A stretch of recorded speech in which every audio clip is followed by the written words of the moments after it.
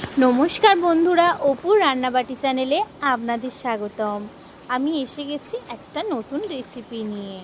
আজ সকালের জলখাবারে বানিয়ে নেব চিঁড়ের পোলাও বা চিঁড়ের পোয়া। কিভাবে বানিয়ে নিচ্ছি দেখে নিন।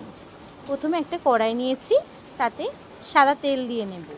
দিয়ে এবার ওই 2-3 চামচ মতো কাঁচা বাদাম আমি তেলেতে ভেজে নেব।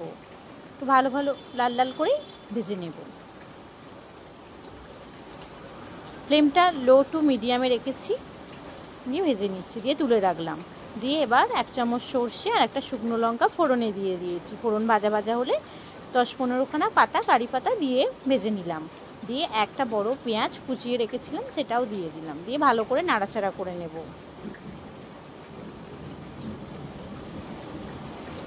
এবার সামান্য লবণ দিয়ে দেবো, যাতে পেঁয়াজটা তাড়াতাড়ি একটু ভাজা হয়ে নরম হয়ে যায়।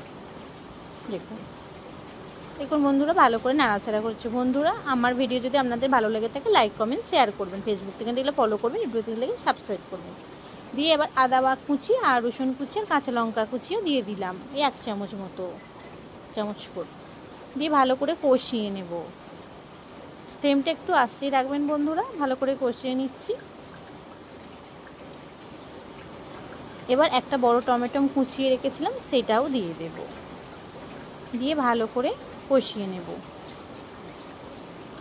এবার পরিমাণ মতো লবণটা দিয়ে দেবো বন্ধুরা। আগে একটু অল্প লবণ দিয়েছিলাম, সেটাও খেয়াল রাখবেন। দিয়ে পরিমাণ মতো লবণ দিয়ে ভালো করে কষিয়ে নেব। এবার টমেটোটা যখন গলে আসবে, দেখুন ভালোভাবে গলে এসেছে, তখন আমি নুন, হলুদ, জিরে গুঁড়ো, ধনে গুঁড়ো আর লঙ্কার গুঁড়ো 1 চামচ করে দিয়ে দিয়েছি। দিয়ে ভালো করে কষিয়ে নিচ্ছি। দেখুন এবার একটা পোয়া মশলা আমি বাড়িতে বানিয়ে রেখেছিলাম, সেটা দিয়ে, আর চিনিটা দিয়েছিলাম, স্কিপ হয়ে গেছে বন্ধুরা, অল্প চিনিও দিয়ে দেবেন।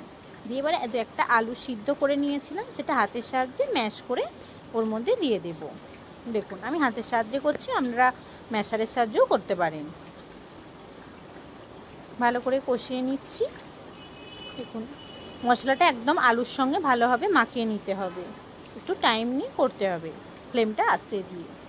দেখুন যখন আলু মশলা একসঙ্গে মিশে যাবে, তখন আমি 100 গ্রাম মতো চিঁড়ে নিয়েছিলাম, সেটা ভালো করে ধুয়ে ফ্রেশ করে নিয়েছি। মোটা চিঁড়ে নিতে হবে বন্ধুরা। দিয়ে এবার ওর মধ্যে আমি সমস্ত চিঁড়েটা দিয়ে দেব। দিয়ে ভালো করে নেড়ে ছেড়ে ওর সঙ্গে একদম মাখিয়ে নেব, মানে কষিয়ে নেব। দেখুন বন্ধুরা, একদম পারফেক্ট ঝরঝরে পোয়া বানানোর জন্য রেসিপিটা অবশ্যই ফলো করবেন।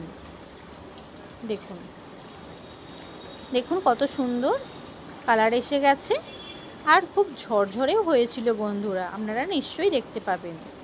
এবার বাদাম দিয়ে দিলাম, দিয়ে নাড়াচাড়া করে সার্ভ করব। দেখুন কতটা ঝরঝরে হয়েছে, আর খেতেও খুব দুর্দান্ত হয়েছিল। এবার একটা প্লেটে ভালোভাবে সাজিয়ে নিচ্ছি। বন্ধুরা, আমার রেসিপিটা যদি ভালো লেগে থাকে একবার বানিয়ে খেয়ে অবশ্যই জানাবেন কেমন হয়েছে কমেন্টে। দেখুন কত ঝুরঝুরে হয়েছে। হ্যাঁ, আমাদের তো খুবই ভালো লেগেছিল বন্ধুরা। এবার একটা কাঁচা লঙ্কাতে পেঁয়াজ কুচি দিয়ে সার্ভ করে দিলাম।